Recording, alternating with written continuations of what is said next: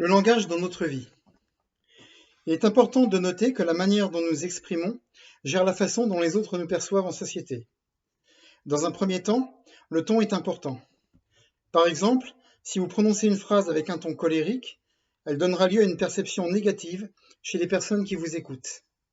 En revanche, si vous prononcez la même phrase d'une voix douce et agréable, elle sera bien perçue par votre entourage et vous augmenterez l'estime que l'on vous porte.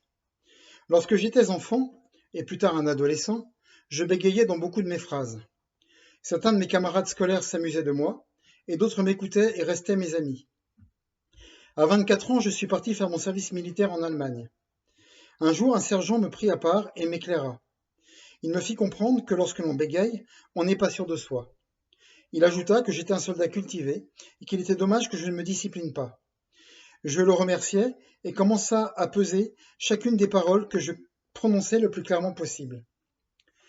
Quelques années plus tard, au cours de mes études en développement personnel, j'ai effectué un stage de formation sur l'assertivité.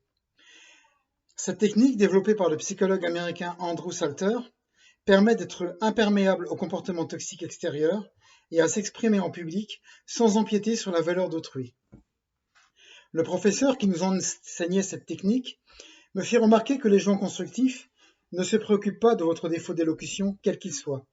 Ce qui compte, c'est que l'on comprenne ce que vous dites.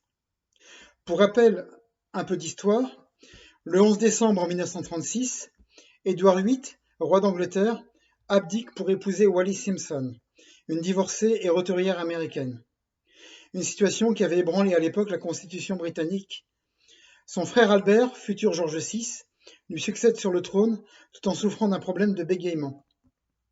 Sa rencontre avec un orthophoniste australien, Lionel Logue, va radicalement changer sa vie progressivement.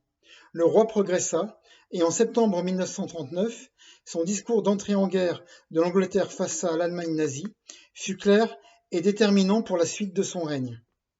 Voici un bel exemple lié à l'histoire. Si vous aussi vous avez un défaut d'élocution, utilisez cette méthode de bien réfléchir à chaque mot que vous prononcez. Prenez de l'assurance et exprimez-vous. Vous progresserez rapidement. Soyez imperméable aux railleries toxiques des personnes extérieures. Ce sont de simples d'esprit qui ne sont pas enclins à partager avec vous une discussion. Leur but est de prendre de l'importance en se servant du rabaissement qu'ils souhaitent provoquer sur votre personne. Entourez-vous plutôt de personnes qui vous apprécient et qui souhaitent vous écouter et partager votre conversation. Comme je vous l'avais conseillé précédemment, entourez-vous de personnes intelligentes et constructives. Ces personnes de valeur vous élèveront et vous les élèverez. Une amitié de confiance et choisie est la clé de la réussite d'une vie et d'une constructivité durable. Autre point du langage, apprenez à vous apaiser par des mots choisis. Essayez de prononcer souvent le mot sérénité. Cela vous apaisera et vous redonnera confiance en vous. Prononcez aussi le mot abondance. Cela vous apportera un sentiment de plénitude. Dans notre monde actuel, nous réduisons le mot abondance à l'argent, alors qu'il n'y a pas que cela. Bien sûr, je vous souhaite la richesse, mais l'abondance peut être liée aussi à des événements extérieurs dont vous ne soupçonnez pas l'existence.